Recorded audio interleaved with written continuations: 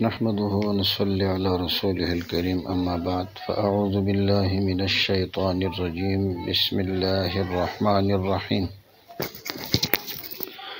وجادلهم بالتي هي أحسن صدق الله العظيم۔ آج ہماری اصول مناظرہ کے حوالے سے دوسری قسط ہے اور اس میں بڑی اہم چیزیں بیان ہوں گی جو عام طور پر ہر بحث کرنے والے کے ساتھ اس کا واسطہ پڑتا ہے، اور وہ یہ ہے کہ کسی کے ساتھ بحث کرنے سے پہلے جب تک مدعی اور سائل کا تعین نہ ہو جائے تو اس وقت تک بحث کرنا بالکل فضول اور بیکار ہے۔ تو عموماً ہمارے ساتھی ان چیزوں کا لحاظ نہیں کرتے، مدعی اور مدعا علیہ یا سائل کا تعین کے بغیر ہی ہم کسی موضوع میں گھس پڑتے ہیں، تو اس سے پھر ہمیں پریشانی اٹھانا پڑتی ہے۔ تو سب سے پہلے ہم مدعی کی تعریف کریں گے۔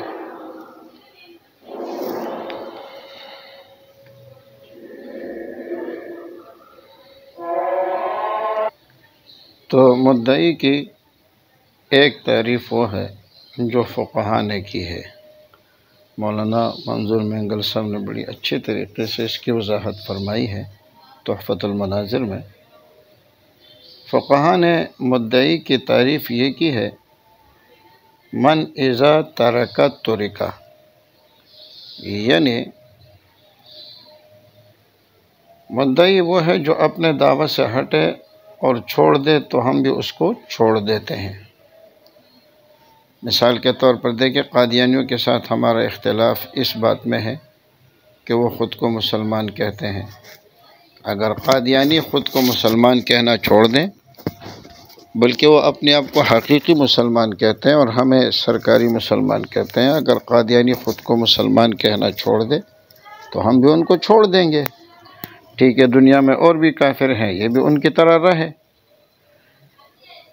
لیکن اگر ہم قادیانیوں کو کافر کہنا چھوڑ دیں تو بھی وہ ہمیں نہیں چھوڑیں گے، اس لیے کہ وہ ہمیں کہیں گے کہ جب تک آپ مرزا قادیانی کو نہیں مانو گے تب تک ہمارا جھگڑا رہے گا، اور ہم مرزا قادیانی کو کسی صورت میں بھی نبی نہیں مان سکتے۔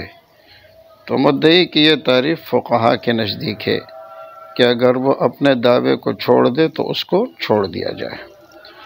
مدعی کی دوسری تعریف یہ ہے، الذی یثبت امرا زائدا، جو کسی امر زائد کو ثابت کرنے والا ہو، کسی زائد بات کو ثابت کرنے والا ہو۔ جیسے کہ ختم نبوت کے سلسلے میں قادیانی حضرات اس بات کا دعویٰ کرتے ہیں کہ نبی علیہ الصلوۃ والسلام کے بعد بھی کوئی نبی ہے، اور مسلمانوں کا عقیدہ یہ ہے کہ نبی علیہ الصلوۃ والسلام کے بعد کوئی نبی نہیں ہے اور آپ پر سلسلہ نبوت ختم ہو چکا ہے۔ اب قادیانی کہ عام امت سے ہٹ کر ایک زائد بات کو ثابت کرتے ہیں کہ سلسلہ نبوت ابھی تک ختم نہیں ہوا بلکہ جاری ہے، تو یہ مرزا قادیانی کے جو لوگ ہیں، ہم اسے کہیں گے کہ یہ اپنے دعوے میں مدعی ہے، نبی علیہ الصلوۃ والسلام کے بعد دوسرے نبی کو ثابت کرنا۔ اسی طرح جو خلاف ظاہر کا دعویٰ کرے،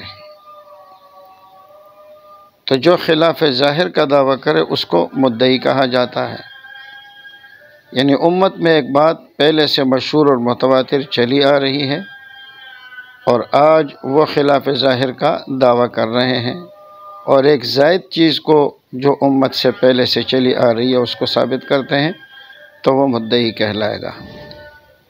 جیسے قادیانی حضرات یہاں بھی ہمیں دھوکہ دینے کی کوشش کرتے ہیں۔ وہ کہتے ہیں دیکھیں، اللہ کی سنت یہ ہے کہ انبیاء کرام وہ آدم علیہ السلام سے لے کر نبی علیہ الصلوۃ والسلام تک چلے آئے ہیں۔ وَلَن تَجِدَ لِسُنَّتِ اللَّهِ تَبْدِيلًا، اور آپ اللہ کی سنت کے لیے کسی قسم کی تبدیلی نہیں پائیں گے۔ تو اس کا مطلب یہ ہے کہ جب اللہ کی سنت ہے کہ وہ رسولوں کو بھیجتے ہیں تو پھر اس میں تبدیلی نہیں ہو سکتی، یہ آخر تک آتے رہیں گے۔ لیکن یہاں یہ دجالی ہے، اور یہ ایک الگ موضوع ہے کہ مرزا قادیانی بھی خود کو آخری نبی کہتا ہے، تو پھر یہاں آ کر اللہ کی سنت کیوں تبدیل ہو جاتی ہے؟ ہم یہ کہتے ہیں کہ دیکھیں، مرزا قادیانی بھی مدعی نبوت کو کافر کہتا تھا، مرتد کہتا تھا، اور ان کے کتب میں یہ حوالے موجود ہے۔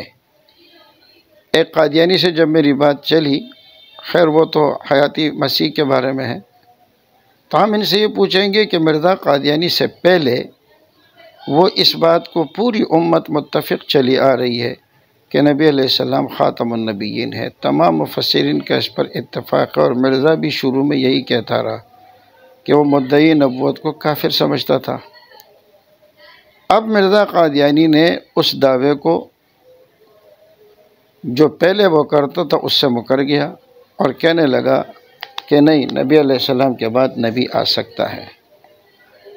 تو یہ بات اب خلاف ظاہر ہو گئی، اس لیے کہ اس امت میں جو عقیدہ ہے وہ یہی ہے کہ اب خاتم النبیین ہے، اور اللہ کی سنت جو انبیاء کی تھی وہ نبی علیہ السلام تک ہی تھی۔ تو اس تعریف کے لحاظ سے بھی قادیانی مدعی بنتے ہیں۔ یا جس طرح حضرت عیسیٰ علیہ السلام کی حیات کے متعلق ان کا عقیدہ یہ ہے، اور وہ آپ کو مدعی بنانے کی کوشش کریں گے اور خود سائل بننے کی کوشش کریں گے۔ وہ کہیں گے کہ قد خلت من قبلہ الرسل، نبی علیہ السلام کے بارے میں بھی آیا ہے، عیسیٰ علیہ السلام کے بارے میں بھی آیا ہے کہ آپ سے پہلے جتنے رسول تھے وہ سارے گزر چکے۔ وہ تو انشاءاللہ جب دلائل کی بات آئے گی تو اس پہ ہم بات کریں گے کہ یہ ان کے ڈھکوسلے ہیں، لیکن وہ کہیں گے کہ عادت یہی رہی ہے کہ آپ علیہ الصلوۃ والسلام سے پہلے تمام انبیاء وفات پا چکے ہیں، اور عیسیٰ علیہ السلام سے پہلے بھی تمام انبیاء وفات پا چکے ہیں۔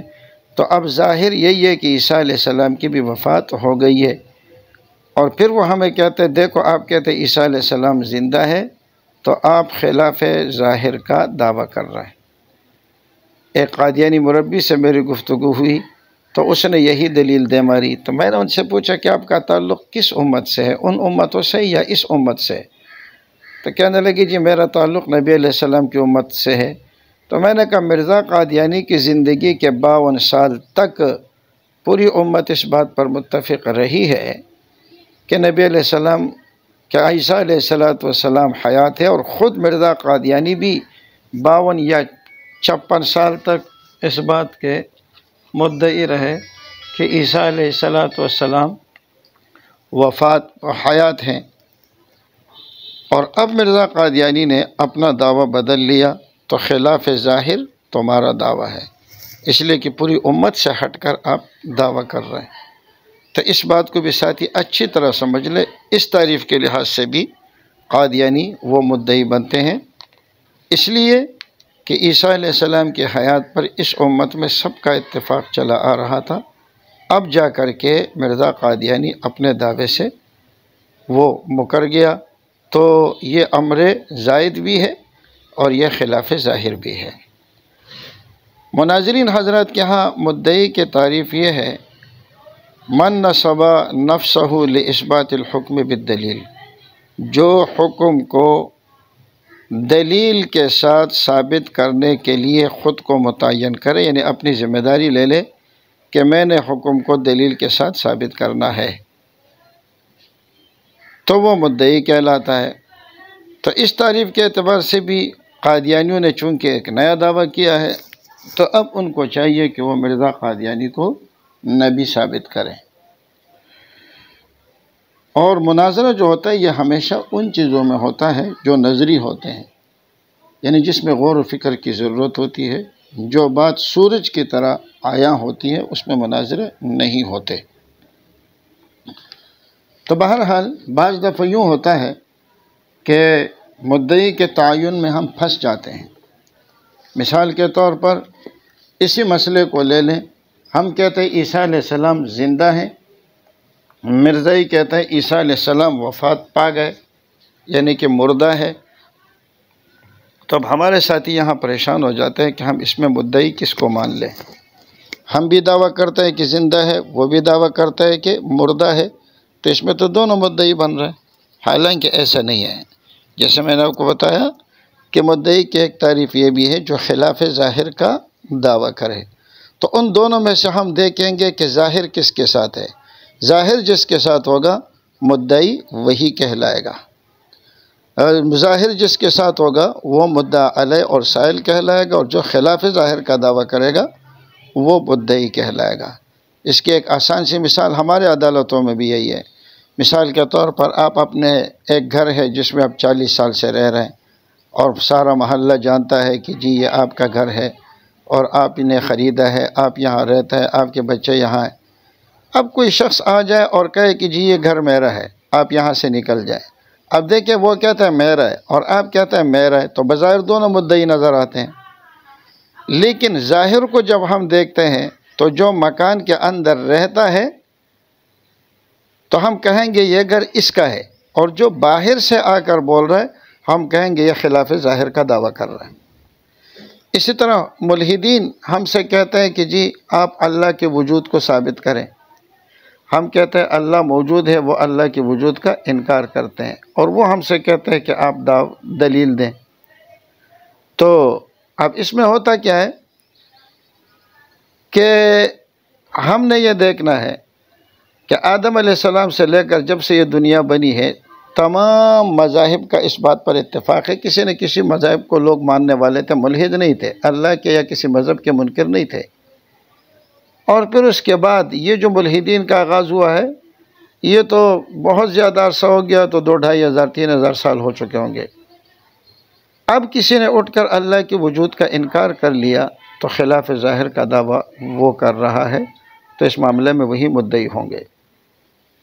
اور کل ہی مجھے ایک ساتھی نے میسج بھیجا یا پرسوں بھیجا کہ جی حضرت عائشہ صدیقہ رضی اللہ تعالیٰ عنہ کے عمر کے متعلق ملحدین نے کہا کہ ان کی شادی کم عمری میں ہوئی تھی، اور ہم کہتے ہیں کہ نہیں، وہ بلوغ کی عمر کو 9 سال میں پہنچ چکی تھی۔ یہ ایک موضوع ہے، انشاءاللہ اس پہ بحث آئے گی۔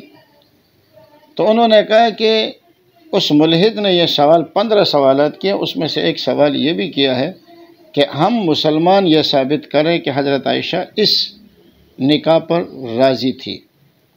تو انہوں نے کہا مولانا اس کا ہم کیا جواب دیں گے؟ تو میں نے کہا اللہ کے بندے پہلے یہ دیکھو مدعی کون ہے، مدعا علیہ کون ہے۔ اب تک کسی نے نبی علیہ السلام کے زمانے میں یا بعد میں کسی نے اس بات پر اعتراض نہیں کیا کہ یہ شادی کم عمری میں ہوئی ہے، اور نہ حضرت عائشہ رضی اللہ تعالی عنہ نے اس پر ناراضگی کا اظہار کیا ہے۔ اور آج آپ کہہ رہے کہ حضرت عائشہ کی رضامندی دکھا دو، تو بھائی ظاہر ہمارے ساتھ ہے کہ وہ اس پر رضامند تھے، کوئی اشکال نہیں ہے، لیکن اگر آپ کہتے ہیں کہ وہ اس پر ناراض تھی تو آپ کے ذمہ ہے کہ آپ ان کی ناراضگی ثابت کر کے دکھا دیں۔ تو ان چیزوں میں دیکھنا بہت زیادہ ہمارے لیے اہم اور ضروری ہے کہ ہم ان معاملات کو سمجھیں، مدعی کون ہے اور سائل کون ہے، اور پھر مدعی کے ذمہ ہوتی ہے دلیل۔ لیکن بعض دفعہ جو نافی ہوتا ہے یا جو سائل ہوتا ہے تو اس کی نفی بھی مدلول نص ہوتی ہے، یعنی اس کے نفی پر بھی دلیل موجود ہوتی ہے۔